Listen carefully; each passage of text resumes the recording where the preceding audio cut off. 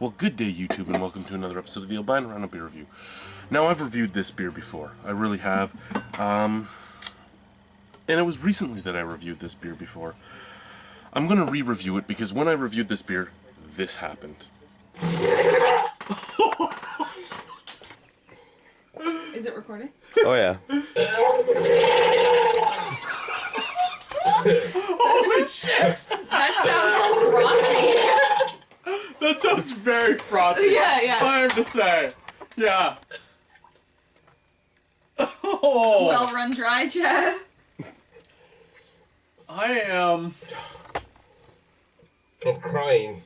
You know what? I am, yeah, I feel good. You I thought feel you good didn't throw now. up? Yeah. You know, no, I feel good the fact that, like, Chad normally would never throw up. And the fact that Chad's thrown up after all this, I feel vindicated. Yeah, you should. Yeah, no. Oh, damn. Sounds like fuck, it's so frothy, Chad. What the fuck?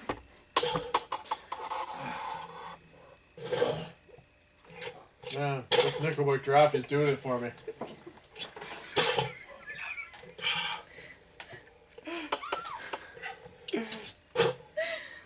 I threw it outside hoping it would come out.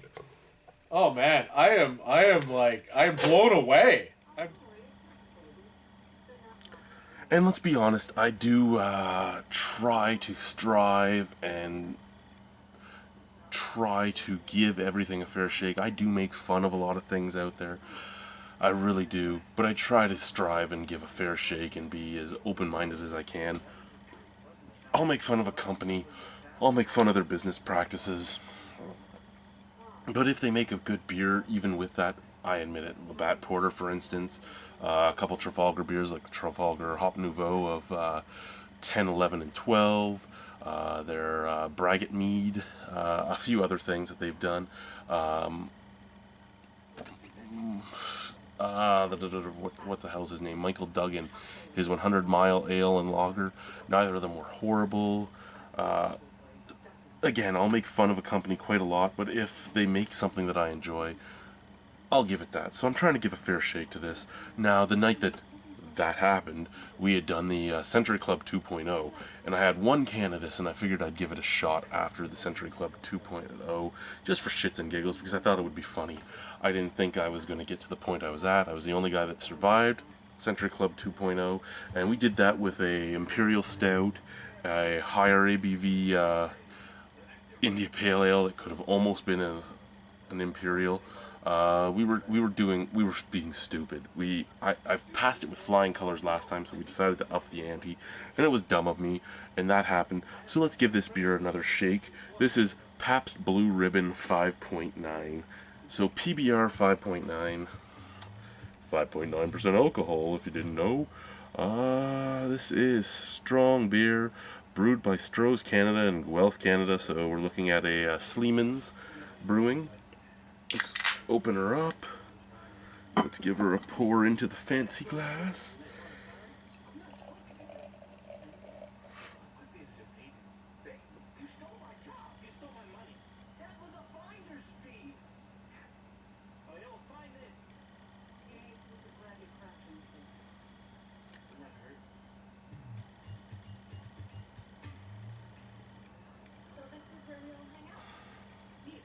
Wow. Kind of looks like a Belgian blonde with all that head, eh? Golden piss color, lots of thick white head. Thick white head. A good deal of snap, crackle, pop, too. Let's bring this up here for you guys.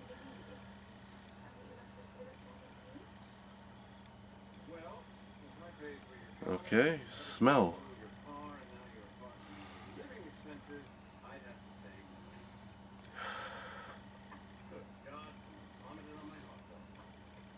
Now, the main reason I want to give this another shake is I don't hate regular PBR. I don't love it, but I don't hate it. I could drink it if I had to. This smells a lot worse than regular PBR. Kind of has almost a paint thinner-like smell out of the can. You're getting the stray alcohol. It almost reminds me of a super watered-down cheap vodka. And I say cheap vodka because cheap vodka is just made out of corn, which is basically what this beer is made out of. Out of the glass, you're not actually getting much. So if you're going to drink it, pour it into a glass. Don't bring that up close to your nose. Drink it out of the glass. Not much. A little bit of corn. You can handle a little bit of corn. I can handle a little bit of corn. Alrighty. It's a lot of head. Normally I'm perfectly happy with a lot of head. But I like a lot of head from my women, not from my PBR. I say my women because, you know, I'm a polygamist and all. No. But I am a reverend and I want to start my own polygamy religion. So if you want to be married to an albino, I'm looking for 5 wives. I have 1 right now. I want 2 days off a week. I want 3 to work, 1 to watch the kids, and 1 to clean the house. Do you have it in you to have an albino in you? No. Okay, back to the beer.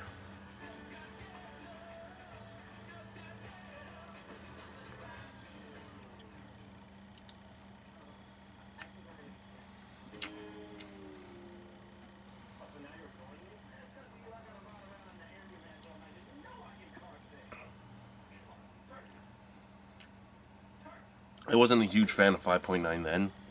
Not a huge fan of 5.9 now. Regular Pabst Blue Ribbon has almost no taste.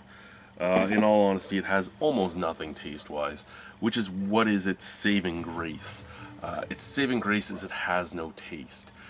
It's water. It's like Coors and all that. It's water, a corny water, and that's why you can get behind it and drink it. It's why all those hipster kids love it. It's why all the...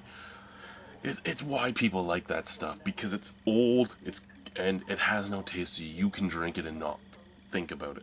This has a flavor, and not a good flavor at that. This has the flavor of alcohol, super sugary corn. It's like an ice... Well, it's 5.9. That's what a lot of ice beers sit around, is that ABV. This tastes like an ice beer. So sugar-fortified corn water. I don't like it. I can't get behind it. I can admit that it doesn't smell as bad as I said the last time, but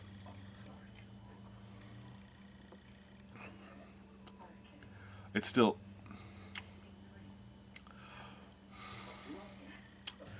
Okay, that was the 3rd sip.